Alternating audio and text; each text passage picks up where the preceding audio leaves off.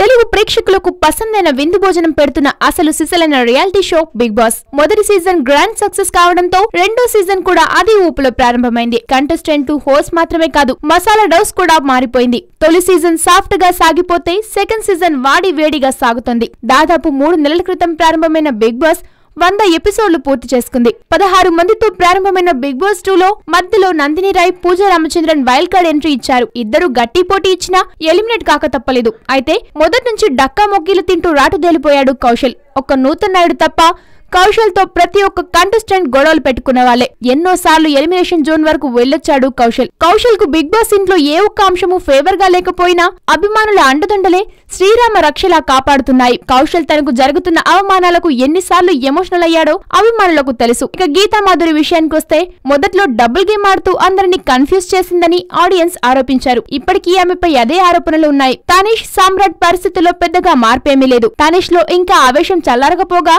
కౌశల్ పై చీటికి మాటికి మండిపడుతూనే ఉన్నాడు. సామ్రాట్ సేఫ్ గేమ్ ఆడటంలో అందరికంటే ముందున్నాడని నెటిజన్ల భావన. రోల్డేడా కూడా అసలైన గేమ్ ఆడకుండా తప్పించుకు తిరుగుతూ నెట్టుకొస్తున్నాడని నానియే చాలా సార్లు అన్నాడు. దీప్తి నల్లమోతు విషయం కాస్త డిఫరెంట్ అని చెప్పుకోవాలి. ఆమె ఎంతో కష్టపడుతూ ప్రతి టాస్క్ లో విజయం కోసం పోరాడుతూ హౌస్ లో కష్టజీవిగా పేరు తెచ్చుకుంది. ఇప్పటికీ చాలా సార్లు ఎలిమినేషన్ జోన్ లోకి వెళ్లినా ఆమె కష్టం చూసిన ప్రేక్షకులు ఓట్లతో సురక్షిత స్థానంలో కూర్చోబెట్టారు. ప్రస్తుతం 100 ఎపిసోడ్లు గడిచినా కూడా అదే పరిస్థితి కనిపిస్తోంది. కౌశల్ ఎప్పట్లాగానే ఇతర కంటెస్టెంట్ల అసహనం చవిచూస్తుండగా ఇతర కంటెస్టెంట్లు కౌశల్ ని నేటికి తమ శత్రువుగానే చూస్తున్నారు. కౌశల్ చేసేదంతా తప్పని, తాము చేసిందే రైట్ అన్న భావనలోనే ఉన్నారు.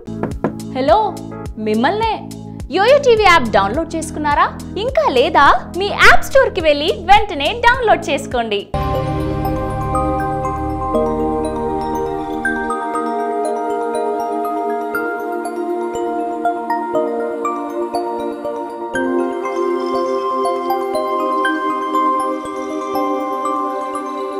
ఈ వీడియో గనుక మీకు నచ్చినట్లయితే లైక్ చేయండి, షేర్ చేయండి అండ్ సబ్స్క్రైబ్ చేయండి.